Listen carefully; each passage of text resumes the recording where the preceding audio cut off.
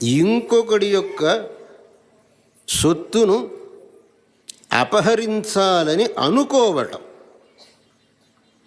ఇది మనసుతో చేసేటటువంటి పాపం. ఇంకొకడిని హింస పెట్టాలి అని అనుకోవటం, అది మనసుతో చేసే పాపం. అలాగే శాస్త్ర విరుద్ధమైన భావములు కలిగి ఉండటం.